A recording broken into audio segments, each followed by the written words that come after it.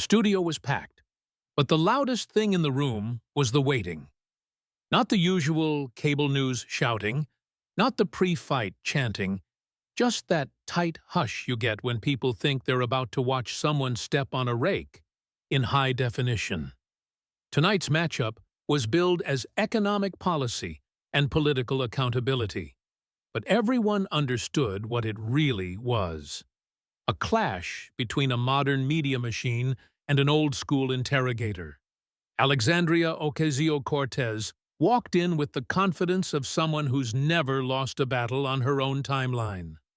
Senator John Kennedy walked in like a man who'd already read the comments, already heard the excuses, and still brought a folder anyway. AOC looked camera-ready in a way that felt practiced, like every angle had been rehearsed in the mirror and approved by instinct. Her phone sat close, not hidden, not shameful, just present, like a sidearm in a duel where the real bullets were clips. She smiled at the crowd with that familiar mix of charm and challenge, the expression that says, "I'm not afraid of you," even when she hasn't decided yet what you is. Kennedy set his papers down with no theatrics, just a thick binder with colored tabs that looked less like a prop and more like a habit. He didn't glare, he didn't scowl, he just wore that relaxed Louisiana calm that makes people underestimate him right up until the moment they can't. The moderator welcomed viewers, and the number was big enough to sound like bragging if it weren't true. AOC leaned into the mic like she was stepping into a familiar arena, and you could almost feel her preparing the first punchline that would carry into tomorrow's uploads. Kennedy leaned back like he had all night, because he did, and the tempo was going to be his. He flipped open the folder like someone opening a cookbook, already knowing which page he wanted. Then he said softly, almost conversationally, that he'd learned something in politics. The loudest voices often rely on noise to keep you from looking too closely. He didn't call her names, didn't insult her background, didn't do the cheap thing. He did the expensive thing, the thing that takes time and preparation and patience. He asked a question and left room for the answer to struggle. AOC smiled like she'd heard this kind of setup before, like she could already predict where it was going. Kennedy looked at her like he was genuinely curious, which is the most dangerous kind of attention on live television. And then he opened with a line that sounded like a joke, but came with a hook inside it. "Congresswoman," he said, "you know the difference between socialism and an Instagram account." He paused, not to be dramatic, but to let the sentence settle where everyone could hear it. "Socialism promises everybody ends up with the same outcome," he continued, "while your Instagram promises everybody you're basically one of them." He lifted his phone just slightly, as if the screen itself could testify. "Except you're at the Met Gala in a dress that costs more than most folks can comfortably imagine, and they're trying to figure out how to pay rent without getting a late fee." The audience chuckled, because it was funny in the way a clean joke is funny right before it turns into an awkward truth. AOC's smile didn't vanish, but it tightened, the way a smile does when it realizes it may be asked to do more work than it planned. Kennedy didn't celebrate the chuckles, he didn't ride them, he just moved on like the laughter was incidental. He reached into the folder and produced a glossy photograph, large enough for the cameras to love. It was the Met Gala image, the white gown, the slogan, the moment that launched 1,000 arguments in comment sections that were never going to change anyone's mind. "Now this," Kennedy said, holding it up with the proud tone of a granddad showing off a fridge masterpiece, "this is what I call dedication." He turned the photo slightly, like he was admiring the craftsmanship. "It takes real courage to stand in a room full of celebrities and billionaires and wear a message like that," he said. AOC nodded as if she'd already won that exchange because the compliment was public and the cameras were rolling. Then Kennedy asked calmly, with the gentlest curiosity, How much did that dress cost? AOC didn't flinch at first, because she'd answered versions of this question before. She said the dress was borrowed, and the point was to spark a conversation about inequality, and the message mattered more than the price tag. Kennedy nodded and said, "All right, borrowed. That's helpful," and then asked the follow-up that made the studio shift. "What about the ticket?" he said. "Because those tickets run tens of thousands of dollars, right? And isn't that more than many families in your district earn in a year?" He slid out a page with district income figures and tapped it lightly, not aggressively, just enough to show it existed. He said he wasn't questioning her right to attend events, that elected officials go places. That's part of the job. He said he was asking about the message and the mismatch, because voters can smell contradiction like smoke. How does a night among elites translate into relief for the people you say you represent? He asked. And what, specifically, changes for them the next morning? AOC started to pivot toward broad moral framing, the top 1%, the need for fair taxation, the long arc of justice. Kennedy surprised her by agreeing in principle, which took away the easy enemy she wanted to paint. "I'm with you on fair share," he said, "but I want to test something, and I want to test it with your own logic. If we're going to talk about taxing the rich," he said, "then we have to talk about how quickly people start acting like the rich once they get invited into those rooms." He let that sit, then added, with a soft smile, that he'd seen plenty of anti-elite politicians become very comfortable around elites the moment the velvet rope opened. AOC's jaw tightened, just a fraction. The kind of micro-movement that tells you the person is still smiling, but now they're also calculating. Kennedy didn't say she was corrupt, didn't say she was evil, didn't claim he knew her heart. He framed it as a question of incentives, and that's why it landed. Because economics is basically incentives wearing a suit. If the system rewards performance, he said, then politics starts looking like performance, and the audience starts confusing a message for a plan. He said he wasn't mad at anyone for knowing how cameras work, because cameras work whether you like them or not. He said the concern was what happens when the camera becomes the point, and policy becomes the backdrop. Then he flipped the tab in the binder, and the temperature dropped without anyone touching a thermostat. "All right, Congresswoman," he said, "let's talk about a victory you celebrated that wasn't about fashion, because this one had numbers on it." AOC straightened as if she was ready for a policy exchange, ready to go wide, ready to talk about corporate power. Kennedy said one word that made the crowd lean in: Amazon. He laid out the basics carefully, because the easiest way to win a live argument is to make the other person fight your summary instead of your facts.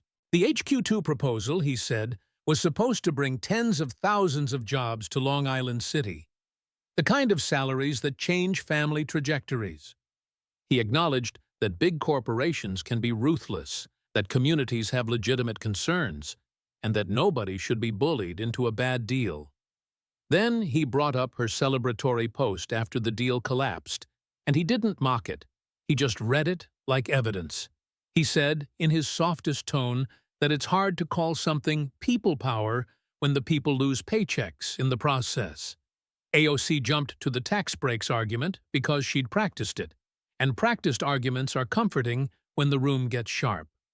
Kennedy raised a hand, not to shut her down, but to slow her down, and slowing down is control.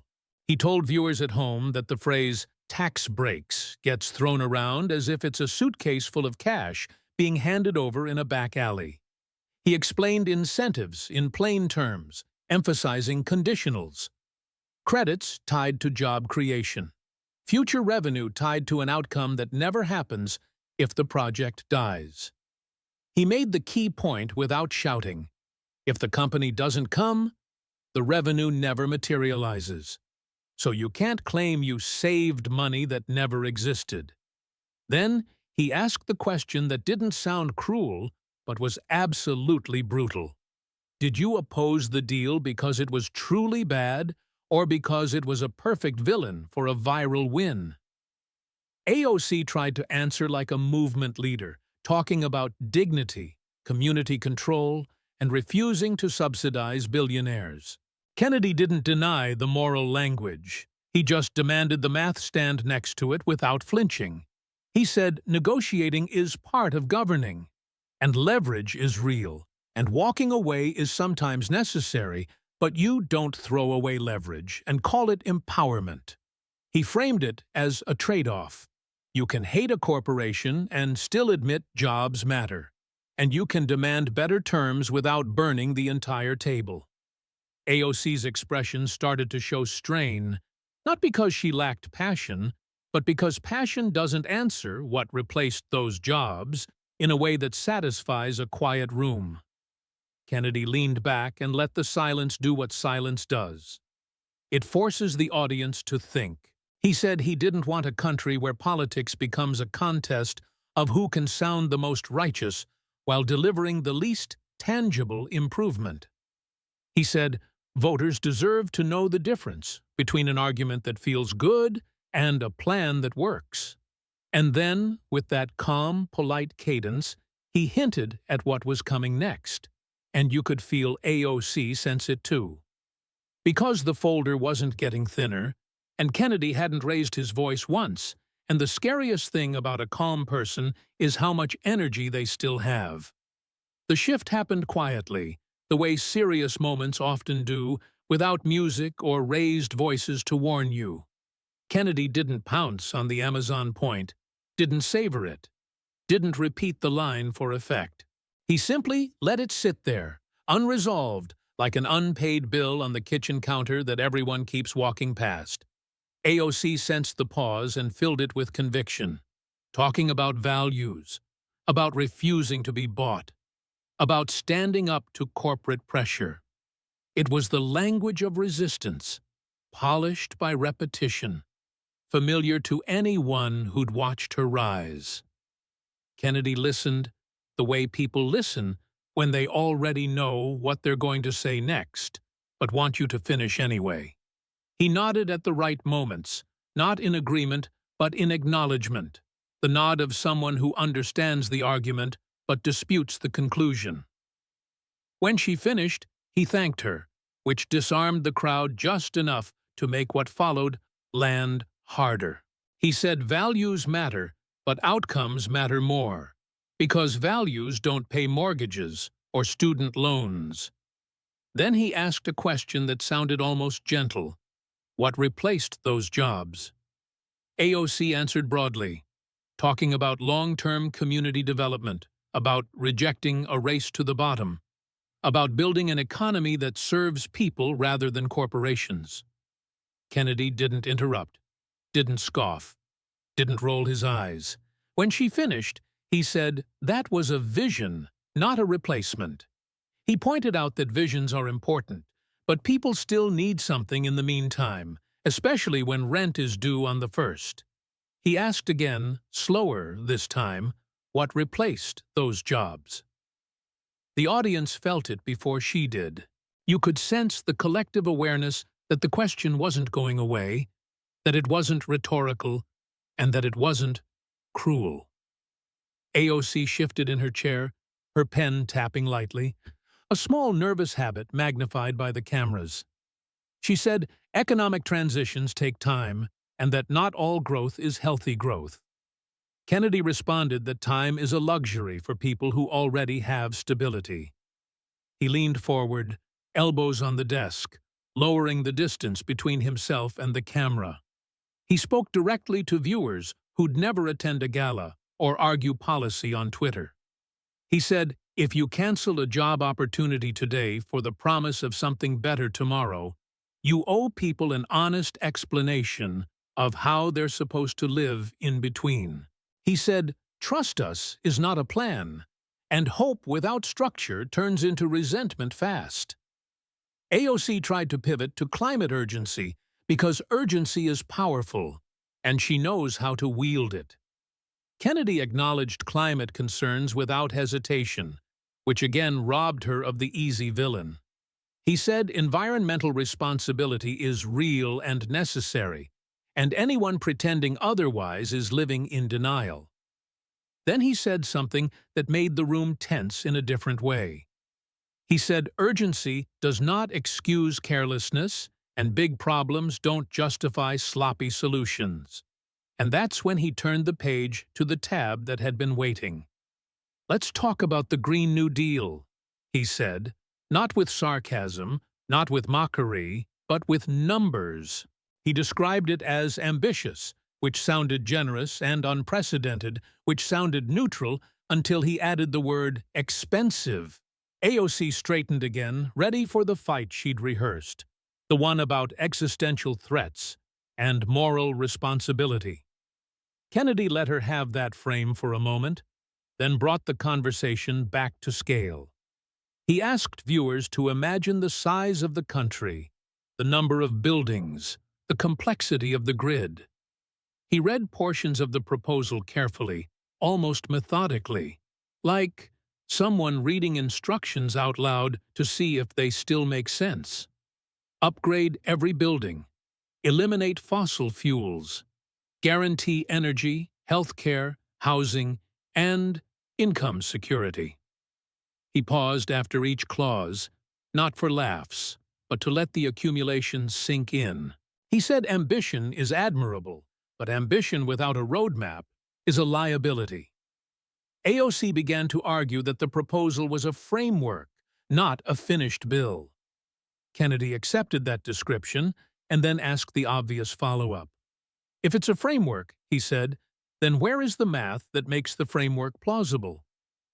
He cited independent estimates, not as weapons, but as references, the way a teacher cites a textbook. The numbers were so large they almost stopped sounding real. Trillions stacked on trillions until the mind goes numb. He explained them anyway, patiently, because confusion benefits the person making promises, not the person paying the bill. AOC tried to counter with the cost of inaction, a line that always plays well. Kennedy didn't dismiss it, but he reframed it.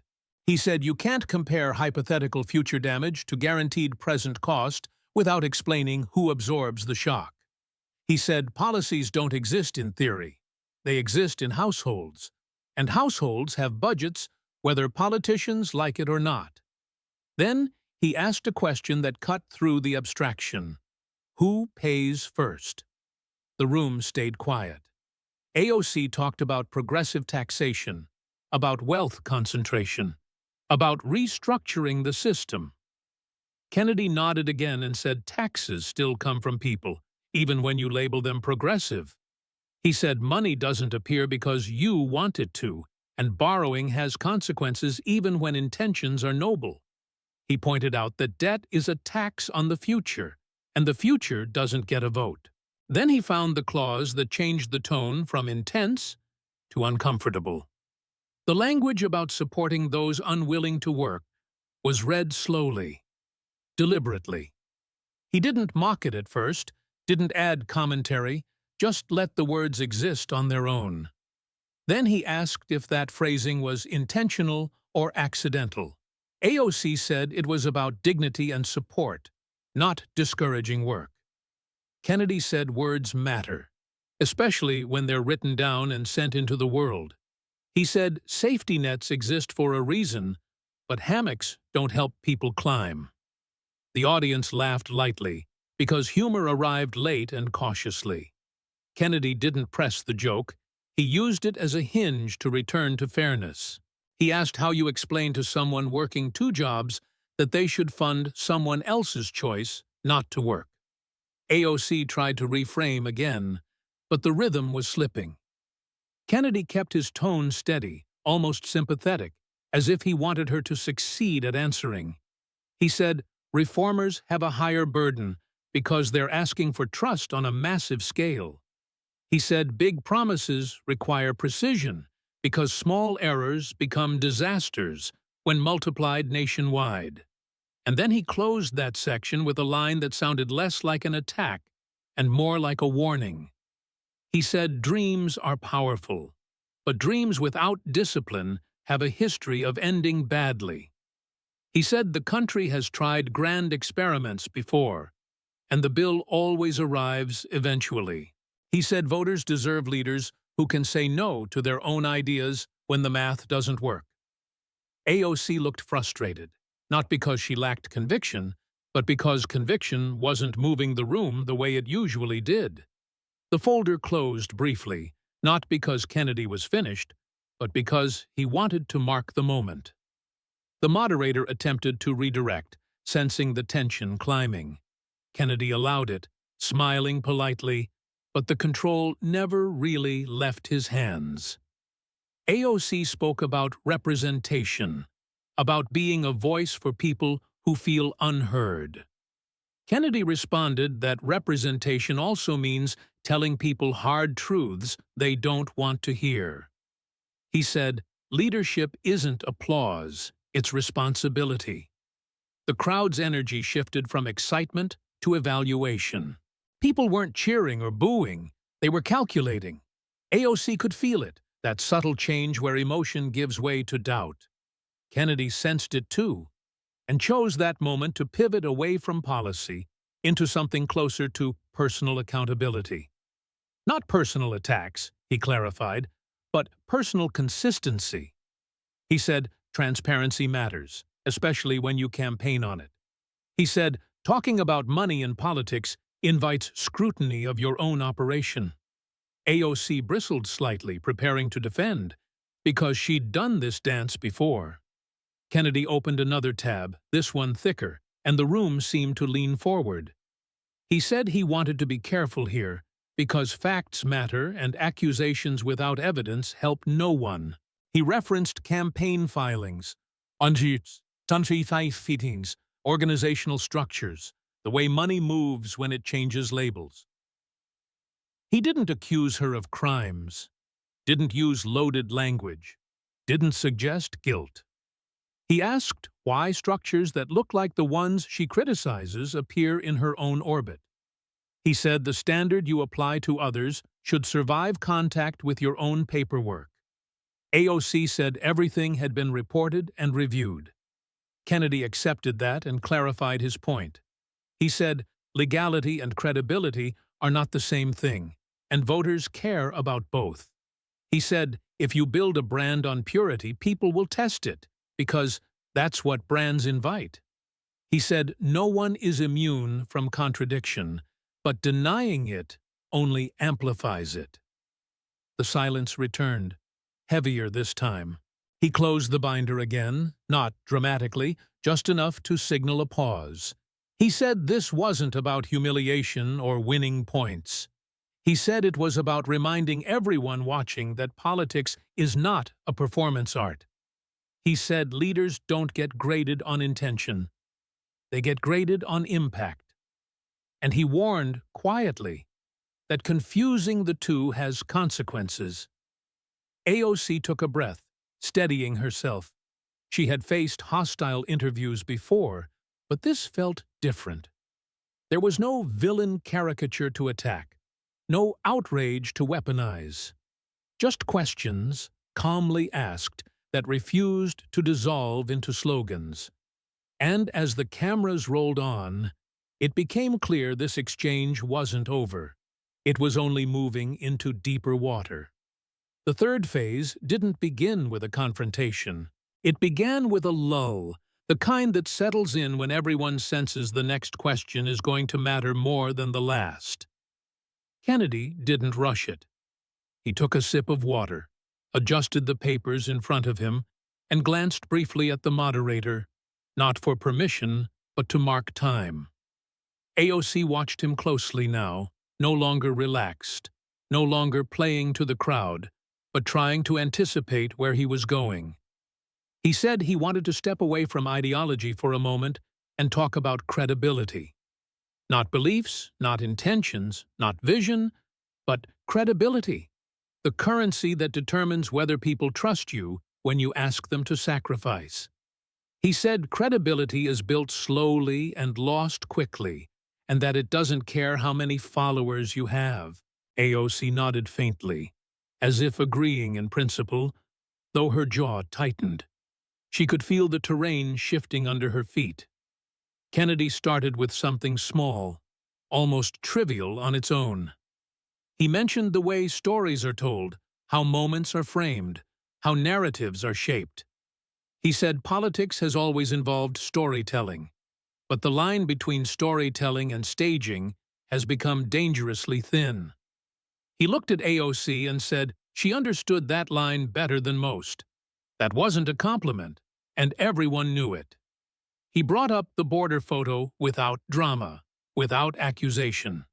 He described it the way a neutral observer might, as an image that moved millions and defined a moment. He said images matter because they bypass logic and go straight to emotion. AOC said she had been genuinely affected by what she saw, that the suffering was real. Kennedy didn't dispute that.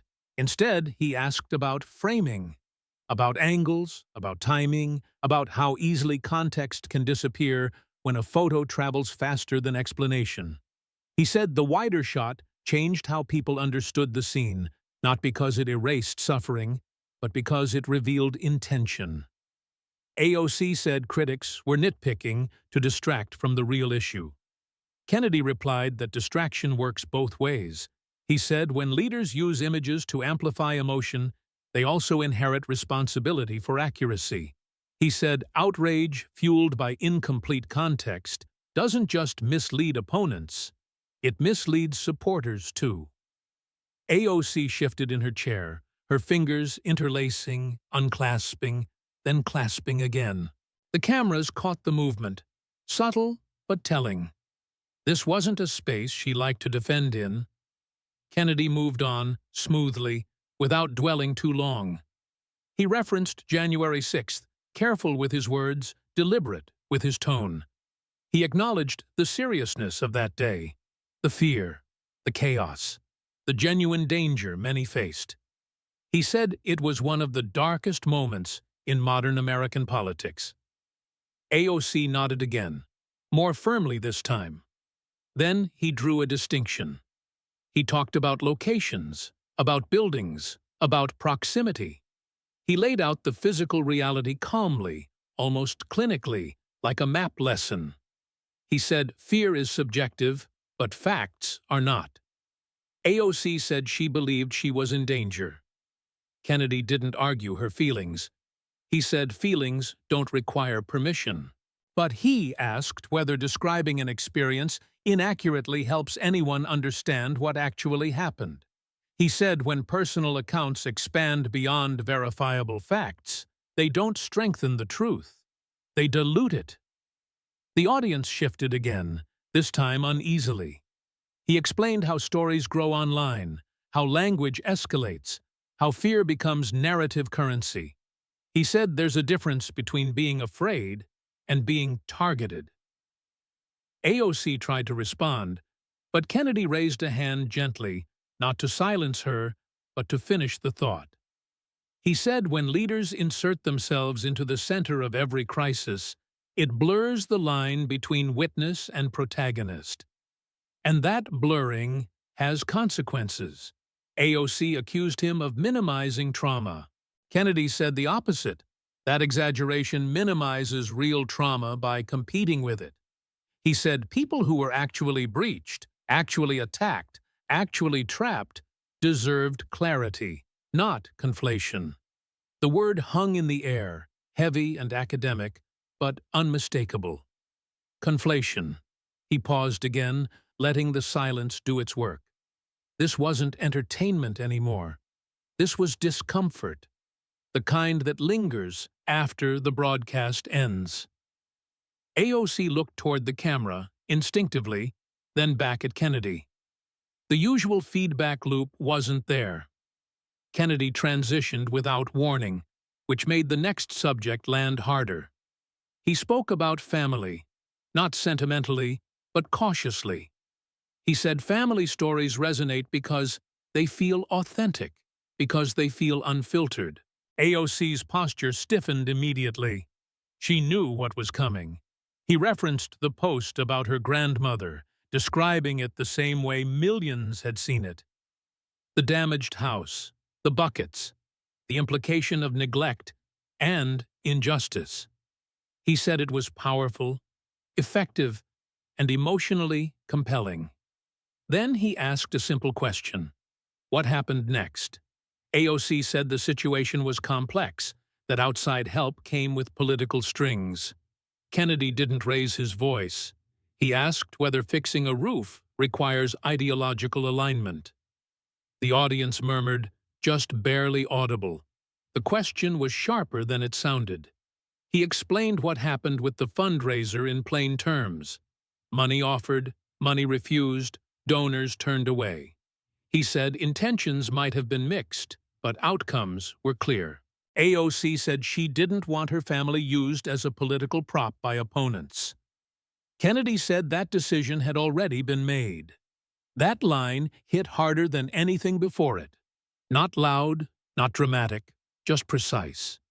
He said once you share a family member's suffering with millions, it becomes part of the public story whether you want it to or not.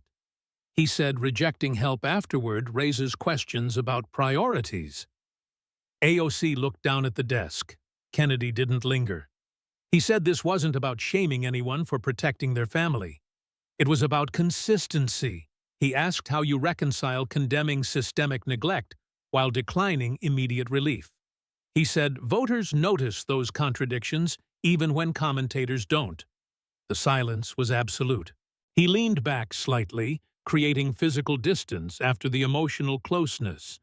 He said credibility isn't built by being right about everything. It's built by being honest when you're not. He said people forgive mistakes, but they struggle to forgive manipulation. That word landed harder than any accusation. AOC finally spoke again, her voice controlled but strained. She said he was misrepresenting her actions, flattening complex situations into sound bites. Kennedy agreed that sound bites are dangerous. Then he said that was exactly why leaders should avoid creating them when reality is more complicated. The irony wasn't lost on anyone. He closed the folder again, slower this time. He said the pattern wasn't ideological. It was behavioral. Image over substance, reaction over reflection, narrative over nuance. He said this approach works until it doesn't, and when it stops working, it stops all at once. AOC stared straight ahead. The moderator checked the time, clearly uneasy. Kennedy acknowledged it and said he was nearly finished with this section. He said there was one more thing to address before moving on. Not policy, not messaging, but trust. He said trust doesn't collapse because of one big lie, but because of many small distortions. He looked at AOC and said something almost kind. He said she was talented, persuasive, and effective at mobilizing people.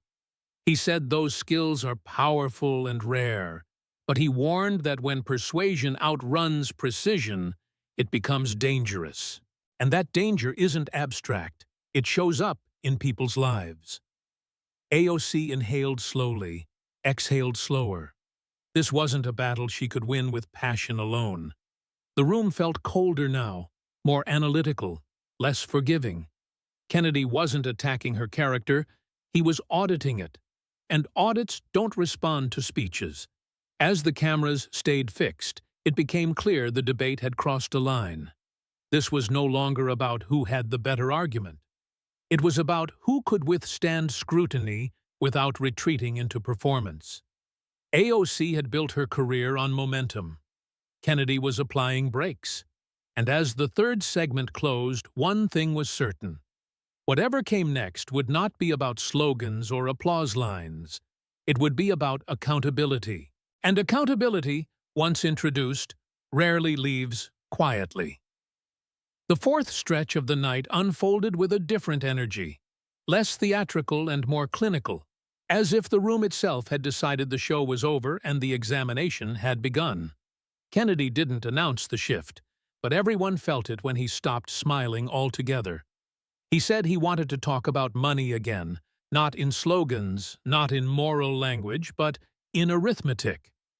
He said arithmetic is unforgiving, and that's precisely why politicians avoid it. AOC straightened, preparing for another ideological exchange, but this wasn't that. Kennedy said large ideas demand small explanations first. He asked her to walk the audience through how a massive program actually gets paid for, step by step, without skipping ahead to intentions. AOC began with progressive taxation, wealth taxes, closing loopholes, and modern monetary tools. Kennedy listened without interrupting, nodding politely, even jotting down a note or two. Then he asked where the line was. He asked at what point taxation stops generating revenue and starts shrinking the base it depends on. He asked how many high earners relocate before projections collapse. He asked how capital flight factors into her models, and whether those models existed at all. AOC responded with broad trends and international examples, but no numbers. Kennedy thanked her and said that was the problem. He explained that every budget is a forecast built on assumptions, and bad assumptions produce catastrophic outcomes. He said if you're wrong by 5% on a trillion-dollar program, that's not a rounding error. It's a national crisis. AOC tried to pivot to moral urgency, saying delay was more dangerous than debt. Kennedy said urgency doesn't suspend math. It accelerates consequences. He pulled out a single page, not a stack, just one. It showed household income distributions, broken down simply. He asked her to point to the group that would actually absorb the cost once the top tier was exhausted. AOC hesitated, then said the middle class would ultimately benefit from the investments. Kennedy asked again, more slowly, "Who pays?" The audience leaned in, sensing the trap. Kennedy said benefits and costs are not the same thing, even when both exist. He said infrastructure can be valuable and still bankrupt the people who fund it. AOC said government investment creates growth that pays for itself. Kennedy asked her to name one instance where spending of that scale had done so without decades of austerity afterward. She cited post-war programs, public works, global recovery efforts. Kennedy acknowledged them, then pointed out the context. He said those programs were finite, targeted, and followed by restraint. He said they didn't promise everything to everyone forever. That distinction mattered. He shifted again, this time toward labor. He asked how her proposals accounted for productivity. AOC said dignity of work shouldn't be tied to output alone. Kennedy agreed, but said output still exists whether we acknowledge it or not. He said you can decouple dignity from productivity, but you can't decouple wages from value creation. He asked what happens when guaranteed outcomes replace incentives. He asked how innovation survives when risk is absorbed, but reward is capped. AOC said people are motivated by purpose, not profit. Kennedy said purpose doesn't fund pensions or healthcare systems. Profit, for better or worse, still does. He wasn't mocking her now. He sounded almost weary, like someone explaining gravity to a room full of people who wanted to believe flying was easier. He said systems don't collapse because leaders are evil, but because leaders ignore limits. He said ignoring limits feels compassionate right up until it isn't. Then, it's catastrophic. The moderator tried to steer things back toward balance, but Kennedy waved it off gently. He said this wasn't imbalance, it was reality. He said the public deserved to see how ideas perform under pressure. AOC said pressure favors the status quo. Kennedy replied that pressure reveals truth. He turned the conversation toward messaging, something AOC usually dominated. He said she spoke often about systemic oppression, structural barriers, entrenched power. He asked how those systems respond when their funding models collapse. He asked who gets cut first when projections fail. AOC said social safety nets protect the vulnerable. Kennedy said safety nets depend on revenue, and revenue depends on stability. He said instability hurts the poor first and hardest. He said history shows that every time. AOC accused him of fear-mongering. Kennedy said fear-mongering involves exaggeration, not precedent. He cited examples without lingering on them. Countries that overpromised and underfunded. Programs that started with applause and ended with rationing. Movements that insisted collapse was a price worth paying until collapse arrived. AOC listened, visibly frustrated, but unable to dismiss the pattern. Kennedy paused again, deliberately, and asked a question that reframed everything. He asked whether her movement valued being right or being effective. AOC said those weren't mutually exclusive. Kennedy said they often are. He said being right feels good. Being effective feels boring. He said effectiveness involves compromise, patience, and restraint. It involves telling supporters no sometimes. It involves shrinking promises instead of expanding them. AOC said compromise has failed her generation. Kennedy said unchecked ambition has failed many before it. The tension in the room shifted again, away from combat and toward reckoning. This wasn't about winning a debate anymore. It was about exposing the gap between aspiration and execution. AOC thrived in aspiration. Kennedy lived in execution. He asked her how many bills she had passed that became law. She listed co-sponsorships, amendments, advocacy wins. Kennedy nodded, then asked how many had survived the budget process intact. She didn't answer directly. The distinction mattered.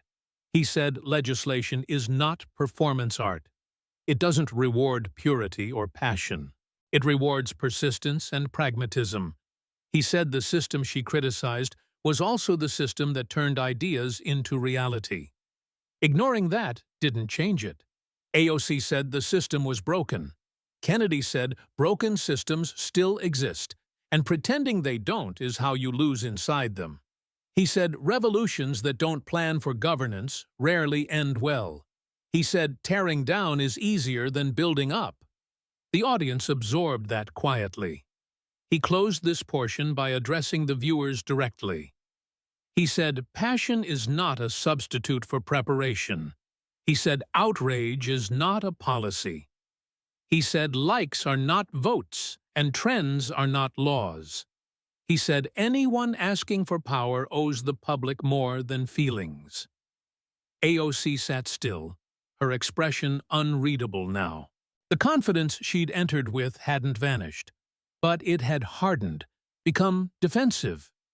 She wasn't losing supporters in the room, but she wasn't gaining ground either.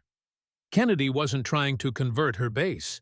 He was speaking to the people who had doubts, but lacked language for them. As the moderator announced the final segment, the room exhaled. This was the home stretch.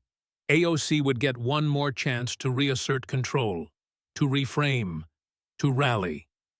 Kennedy would get one more chance to close the loop. Neither looked eager. The fourth part ended not with a clash, but with a realization settling over the studio. Big ideas are easy to announce and hard to administer.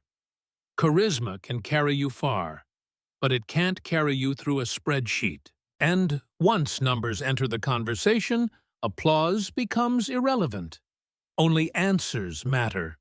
What came next would decide whether this night ended as just another viral moment, or as something more permanent. The final exchange didn't arrive with fireworks or raised voices, but with something far more unsettling for television. Clarity. Kennedy leaned back, hands folded, and allowed a few seconds of silence to stretch just long enough to make the cameras uncomfortable. He said debates usually end with applause, but accountability rarely does. He said this one deserved an ending without slogans. AOC watched him carefully, waiting for the closing punch she'd trained herself to counter. Kennedy began by acknowledging what many of her supporters believed. He said she was talented, articulate, and undeniably influential. He said influence, however, is not the same thing as responsibility. He said when millions listen to you, the margin for error disappears. AOC nodded slightly, unsure whether this was concession or setup. He turned to the audience again, not theatrically, but deliberately. He said voters are often told to choose between empathy and competence, as if the two cannot coexist. He said that framing is false and dangerous. He said empathy without competence is sentiment, and competence without empathy is cold, but neither excuses failure. The room stayed quiet. He asked AOC a final question, not accusatory, but direct. He asked whether she believed outcomes mattered more than intentions. She answered that both mattered, but that intentions guide direction. Kennedy said direction without destination is wandering. He said leadership requires choosing a place to land. He revisited the night's themes one last time, not to rehash, but to synthesize. The Amazon deal wasn't about loving corporations. It was about understanding leverage. The Green New Deal wasn't about climate denial. It was about feasibility. The campaign finance questions weren't about legality alone, but about consistency. The personal stories weren't about cruelty, but credibility. He said patterns matter more than moments. He said when patterns repeat, they become evidence. He said evidence doesn't care who delivers it. AOC shifted in her seat, but didn't interrupt. This wasn't a moment she could reclaim with a line. Kennedy said politics has entered an era where being seen doing good is rewarded more than actually doing it. He said that era thrives on spectacle, not solutions. He said Alexandria Ocasio-Cortez didn't invent that system, but she mastered it. He said mastery of a flawed system doesn't make the system less flawed. It makes the consequences louder. He paused again, softer now. He said he didn't doubt her sincerity. He said he doubted her preparation. He said sincerity without preparation is how people get hurt unintentionally. He said working families don't need performances, they need policies that survive contact with reality. The moderator offered AOC a final response. She stood slowly, choosing her words carefully this time. She said she represented a generation tired of incrementalism. She said fear of cost had delayed justice too long. She said boldness was necessary because caution had failed. Her delivery was calmer than before, less theatrical. She spoke of climate, inequality, urgency. She spoke of voices unheard and futures stolen. The audience listened, some nodding, some unconvinced. It was a familiar speech, but now it landed differently. Kennedy didn't interrupt. When she finished, he simply asked one last question. He asked how many of those futures improve if the economy collapses under the weight of promises it can't keep. He asked who pays first when projections fail. He asked whether boldness includes the courage to admit limits. AOC didn't answer immediately. She said limits had been used as excuses for decades. Kennedy replied that limits don't disappear because we dislike them. He said ignoring limits doesn't make you brave. It makes you reckless. He stood, signaling the end without drama. He said democracy works best when ideas compete honestly. He said tonight wasn't about winning or losing, but revealing. He said the public could decide what they saw. He thanked her for showing up. As the cameras pulled back, the atmosphere shifted again. There was no clear victor, no knockout moment, no viral line engineered for replay. Instead, there was something rarer: discomfort. Discomfort forces reflection. Reflection doesn't trend, but it lasts. In the control room, producers debated which clips would travel farthest. In living rooms, viewers debated quietly among themselves. Some defended AOC passionately. Others reconsidered assumptions they hadn't questioned before. That was the real outcome. AOC left the stage with composure, but without the bounce she'd entered with. She wasn't defeated, but she wasn't untouched. Kennedy left the same way he arrived, unhurried. Expression neutral. He didn't celebrate. He didn't need to. The aftermath unfolded slowly, not explosively. Commentary fractured along familiar lines, but something had shifted beneath the noise. The questions raised were harder to dismiss than insults. They required answers, not outrage. They lingered. What the night ultimately exposed wasn't a person, but a tension in modern politics. Between messaging and mechanics. Between aspiration and execution. Between being seen and being effective. Alexandria Ocasio-Cortez embodied one side of that tension brilliantly. John Kennedy embodied the other, quietly. He didn't argue against dreams. He argued for grounding them. He didn't deny urgency. He demanded responsibility. The debate didn't end a career or crown a hero. It did something more consequential. It reminded viewers that leadership is not performance art. It's follow-through. It's knowing what happens after the applause fades. As the studio lights dimmed, one idea lingered longer than any soundbite. In a system built on incentives, intentions are not enough. In a democracy, influence must be matched by accountability. And in the end, reality always collects its due.